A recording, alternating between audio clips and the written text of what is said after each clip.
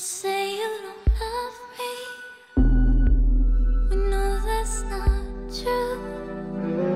I'll tell you I hate you.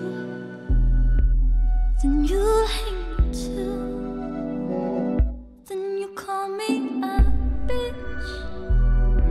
I'll say something. Bon, pardon mesdames, j'ai un tout petit souci parce que ça fait 3 jours que je suis dans le désert, je commence vraiment à sentir le fauve. Vous pourrez pas faire quelque chose, nettoyer mes vêtements par exemple? Ça va pas, non? Pourquoi? Mais on n'est plus au Moyen-Âge. D'accord, ok. Non, c'est complètement nul en fait. C'est stop au cliché. On est aujourd'hui en 2017, c'est le marathon des sables. 20% de féminines sur ce marathon des sables. Vous êtes prêtes pour la 3e étape? Super, nickel. Super. Bah c'est parti. Elles sont 231 femmes au total sur près de 1200 concurrents à avoir pris le départ de ce marathon des sables. Bien loin des clichés, elles sont la touche charme de cette épreuve hors norme.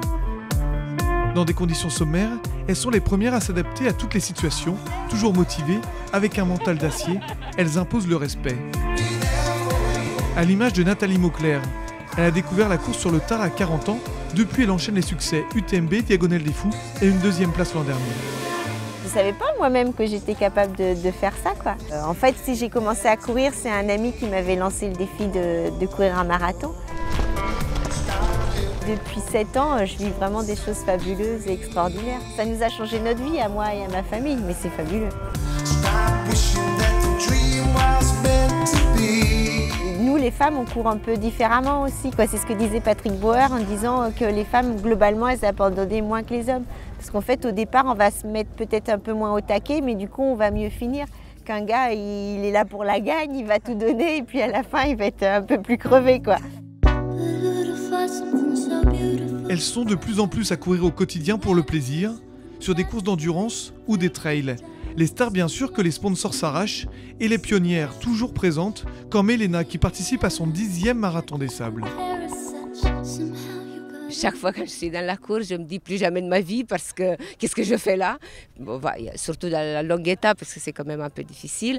Et puis dès que la course est finie, je m'inscris tout de suite pour ne pas rater celle de l'année suivante. Les femmes omniprésentes sur le bivouac à tous les postes clés, commissaire bivouac, médical ou encore au contrôle.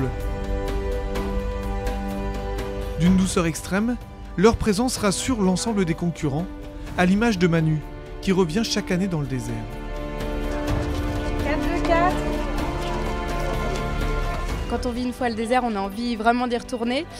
Et puis, bon là juste, il faut que j'y aille 30 secondes pour les concurrents. Mais ouais, c'est vraiment cette bonne humeur, ce sourire et puis le fait d'encourager les gens et de vivre une belle aventure.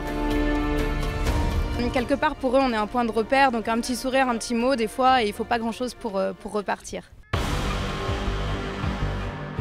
Côté course, 3e victoire en 3 jours pour la Britannique Elizabeth Burns au terme des 31 km 6 du jour. Mais attention, Nathalie Mauclair, 2e, arrive juste derrière. La bagarre s'annonce intense pour l'étape longue de demain. Je me dis quand même, les 80 bornes, c'est un peu pour moi, quoi. Bon, c'est aussi pour Elisabeth, mais bon, c'est quand même un truc que je fais régulièrement et que je maîtrise un peu plus. Chez les hommes, le leader Rachid El Morabiti s'impose de nouveau, confortant un peu plus sa première place au général.